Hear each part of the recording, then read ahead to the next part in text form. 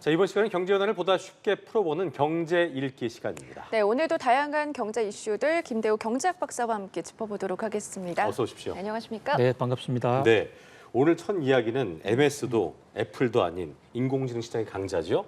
엔비디아 얘기를 좀 해보겠습니다. 사실 한 1, 2년 전까지만 해도 MS야 인터넷을 만든 곳이고 또 애플은 또 애플 폰을 만든 곳이고 사람들이 다 알 수 있는 곳이었는데 엔비디아는 그 이름 잘 알지 못했잖아요. 근데 이제 엔비디아가 애플도 제치고 MS까지 제치면서 시가총액 1위에 올랐네요. 예, 엔비디아라는 회사는 사실상 2년 전만 해도 이 뉴욕 증시에서는 듣도 보도 못한 아주 희미한 회사였습니다. 그러니까요. 우리가 반도체 하면 인텔이 있고 마이크론이 있고 TSMC, 삼성전자 여러 회사들이 있는데 엔비디아는 탑 50위 안에도 끼지 못했던 영세 중소기업이었어요. 그랬군요. 자, 그런데 이 회사가 지금 시가총액 1위에 우뚝 올랐었습니다. 시가총액이라는 것은요, 현재 이 엔비디아의 주가에다가 발행해놓고 있는 주식 수를 곱한 건데, 네. 요 곱한 금액이 3조를 넘어서 1등이 됐다. 이것은 시가총액은 엔비디아를 전체 다 살려면 들어가는 돈이거든요. 네. 엔비디아를 살려면 3조 달러 이상이 필요하다. 이것은 웬만한 국가의 GDP보다도 훨씬 더 많은 겁니다. 그동안에는 오랫동안 애플 또 그전에는 마이크로소프트 이런 IT 초강자들이 이 1등을 차지해 왔는데 문영의 엔비디아가 이렇게 빠른 속도로 세계에서 가장 비싼 회사, 가치가 높은 회사로 우뚝 섰다. 이것은 그야말로 세계 경제사의 아주 혁명적인 사건이다. 이렇게 볼 수도 있습니다. 그렇군요. 그러니까 2년 전만 하더라도 이제 무명 회사였다라고 말씀을 좀 해주셨잖아요. 근데 보니까 작년 6월에 처음 시총 1조 달러를 돌파하고 10개월 만에 2조 달러 돌파를 했습니다. 앞으로 4조 달러 이상 갈 거다. 이런 전망도 많이 나오고 있는데 이렇게 말씀해 주신 것처럼 전례를 찾아보기 굉장히 힘들지 않습니까? 이게 어떻게 좀 가능했던 거죠? 예, 한마디로 인공지능 대박을 맞았는데요. 네. 원래 엔비디아는 인공지능을 생각해서 반도체를 만든 회사도 아니었습니다. 인텔이나 AMD의 여러 가지로 마케팅 여건이 밀리니까 우리는 게임 업체용 반도체 만드는 데 전념하겠다 해서 어떤 특수 전략을 취한 것입니다. 맞아요. 근데 게임이라는 게 우리 컴퓨터에서 게임을 하려면 상대방도 있어야 되고 우리 편도 있어야 되고 하늘에는 비행기가 날고 바다에는 배에서 총도 쏘고 이래야 되기 때문에 동시다발적으로 많이 움직여야 되거든요. 그렇죠. 원래 이 컴퓨터 반도체라는 것은 고도의 계산, 미분, 적분에다가 옵션 거래 이런 것까지 계산하는 이런 컴퓨터가 주종이었는데 인공지능 시대가 오면서요. 인공지능은 학습을 많이 해야 되고 누가 물어볼 때 빨리 답변을 해줘야 되는데 그러다 보니까 게임 반도체하고 비슷하게 병렬형으로 동시 계산을 많이 해야 돼요. 이게 딱 맞아 들어간 거예요. 그래서 지금은 전 세계가 인공지능 학습시키는 데 있어서는 거의 대부분 엔비디아의 반도체를 씁니다. 사실상 독점이죠.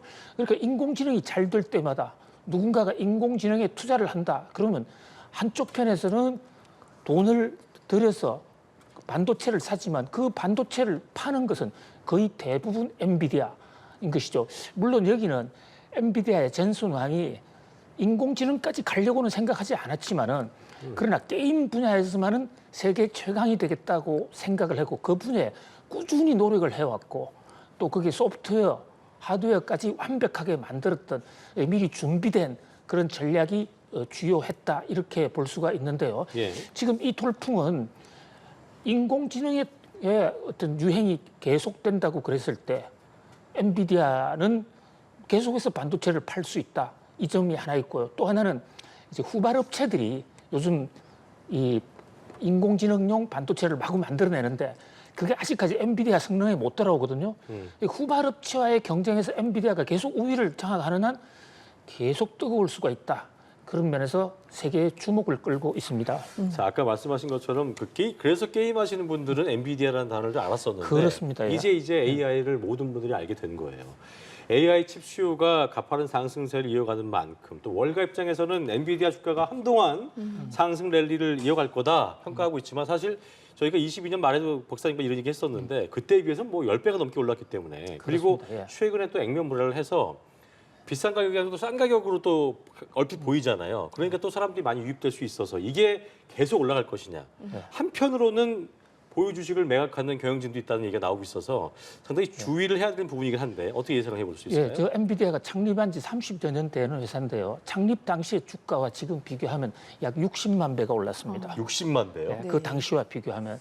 그리고 최근 5년만 놓고 보면요. 3,500%가 올랐어요. 올해 들어서 180%. 그야말로 상상할 수 없는 정도로 빠른 속도로 폭발적으로 늘었다. 이렇게 볼 수가 있거든요. 자, 현재 말씀 올린 대로 이 엔비디아를 둘러싼 여건은 다른 경쟁자가 엔비디아를 따라잡지 못하면 그 인공지능의 수요가 계속되는 한 엔비디아 반도체가 가장 우수하기 때문에 예. 만드는 족족 팔리거든요. 그런 면에서 주가가 올라갈 가능성이 상당히 높은데 그러나 이 주가라는 것은 네. 반드시 무한정 올라가는 것은 그런 건 아닙니다. 없잖아요. 예, 그 유명한 버블닷컴 시대에 2000년 3월 달이었는데요. 그때 지금 엔비디아보다 더 많이 오르던 주식가가 있었습니다. 시스코라는 회사인데요. 시스코 알죠. 이게 네트워킹, 맞아요. 라우터링 네네. 네트워킹 하는 회사인데 그때도 IT 열풍과 함께 엔비디아 못지않게 엄청나게 했는데 그때 이 시스코가 5년간 4,000% 올랐더라고요. 40배요. 40배. 예. 근데 엔비디아가 제가 3,500%, 거의 다 35배 올랐다고 말씀드렸지 않습니까? 4,000배까지 올랐는데 4,000배 오르는 3월 17일 이후에 별다른 이유도 없이 그때 주가가 대폭락을 했어요. 그래서 이제 버블닷컴의 신호탄이라고 그러거든요.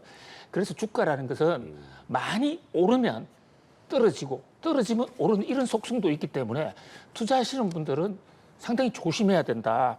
그래서 이 엔비디아를 둘러싼 여러 가지 수요 공급의 공급망 사슬도 잘 봐야 되고 또 엔비디아의 주가의 실제 밸류에이션 가치가 높으냐 낮으냐 PER 지표, PBR 지표 그렇죠. 이런 것도 같이 봐야 되지 무조건 따라가는 것은 이제 부화내동 하다가 이제 큰 낭패를 볼 수도 네. 있습니다. 큰 지식이 없다면은 일단 보유자의 영역이다 이렇게 좀 생각하는 게 좋지 않을까 생각이 됩니다. 네, 알겠습니다. 다음 내용도 좀 짚어볼까요? 어제 네. 이 한은에서 우리나라 물가 수준과 관련한 발표를 했는데요.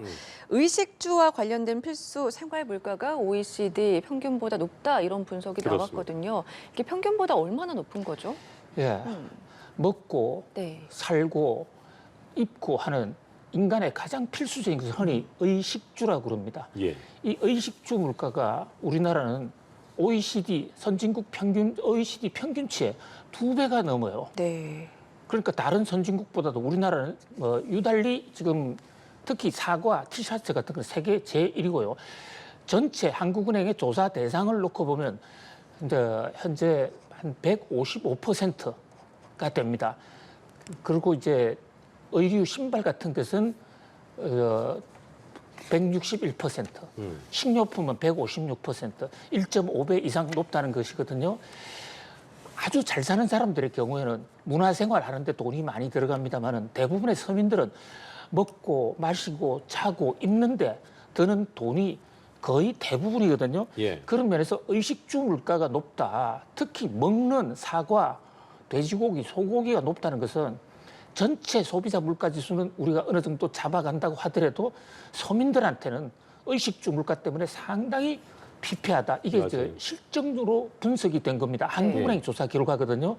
뭐 그런 면에서 이 의식주 물가에 대해서 좀 근원적인 대책이 있어야 되지 않을까 하는 그런 여론이 나오고 있습니다. 예. 저희가 뭐 의식주 물가 외에도 전기도 이전보다 좀 높아졌으니까 굉장히 서민들이 좀 부담된다는 얘기 했었습니다만 예전에 말씀하셨던 것처럼 전기는 워낙 낮았었기 때문에 그렇습니다. 보니까 전기하고 대중교통 같은 공공요금 수준은 뭐 OECD 평균보다 저렴했다고 하더라고요. 그래서 이제 그렇습니다. 예. 공공요금 물가 같은 경우에는 평균을 밑돈 배경을 봐야 될 텐데 말씀드렸던 그런 부분들이 배경으로 좀 봐야겠죠. 그렇습니다. 전기나 수도는 원가, 그러니까 기름값이나 천연가스 가격에 연동이 많이 되는데 그동안 우리나라는 서민 생계 안정화 차원에서 정부가 할 수 있는 이 공공 가격을 많이 억제시켰습니다. 네, 네. 그러다 보니까 우리나라는 지금 전기 요금이나 가스 요금은 다른 나라보다 오히려 낮습니다. 네. 그러니까 그나마 우리가 의식주 물가가 높은데도 물가를 잡아갈 수 있는 것은 정부의 공공요금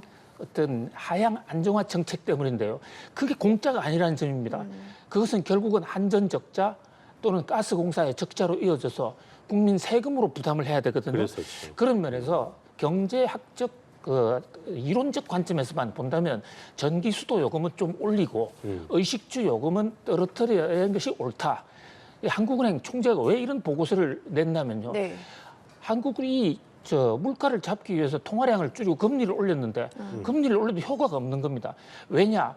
자, 지금 우리나라의 의식주 물가, 사과 물가, 배 물가, 소고기 물가 이런 것은 돈이 많이 풀려서 있다라기보다는 자연재해라든지 어떤 착황 문제 이런 것 때문에 수급 문제 때문에 가격이 떨어지는데 여기다가 유통구조가 낙후돼 있고 그래서 한국은행은 한쪽으로 우리가 금리도 인상해 왔지만은 물가 안정을 위해서는 농수산물 같은 경우에는 가격이 오르는 부분에서는 좀 긴급하게 수입을 하는 것이 예. 그것이 국민 경제에 훨씬 더 도움이 될 것이다라는 이런 지금 강력한 시사점을 준 거다. 뿜고 있습니다. 알겠습니다. 네, 말씀해 주신 것처럼 뭐 한국은행 총재는 지금 의식주 관련해서 물가는 높고 그리고 공공요금은 낮다 이 부분에 대해서 뭐 구조적인 문제라고 얘기를 했습니다. 통화 예. 정책만으로는 해결하기 어렵다라고 했거든요. 이 구조적 문제라는 거에 대해서 다시 한번 좀 짚어주시고요. 예, 그러니까 지금 다른 대책도 좀 말씀해 주실까요? 예, 지금 자, 미국도 서서히 금리 인하 쪽으로 방향을 틀고 있는데요. 네. 아직은 금리 인하를 하지 못했죠.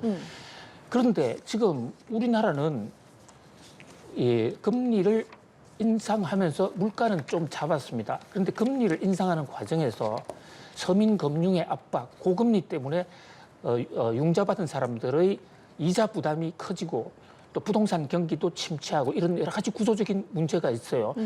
그래서 이제는 금리를 좀 내리자, 금리를 내려야 한다는 주장까지도 심지어 대통령실에서 이제 금리를 내릴 때가 됐다 이런 얘기가 나오는데 한국은행 총재는 아니 금리를 내려야 되는 필요성도 있지만 네. 우리나라 물가 자체가 농산물 때문에 여전히 높지 않느냐. 그러니까 이 상태에서 금리를 섣불리 잘못 내리면 농산물 물가가 올라가가지고 더 올라가서 이도 저도 안 될 수가 있다. 그래서 공공요금은 좀 현실화하고 또 의식주 물가는 수입을 통해서 낮추고 그밖에 통화가 방만한 부분 이 부분은 조절을 하되 경기 부진을 감안해서 금리는 좀 낮춰가야 된다. 그래서 일방적으로 한쪽에서 금리 올린다 내린다 금리 인하 인상 이 문제가 아니라 좀 구조적으로 네. 다 함께 입체적으로 해결해 간다 이런 주장으로 볼 수 있겠습니다. 네, 어쨌든 서민들이 좀 체감할 수 있는 대책이 강구되어야겠습니다. 지금까지 김대호 경제학 박사와 함께했습니다. 오늘 말씀 고맙습니다. 맞습니다. 감사합니다.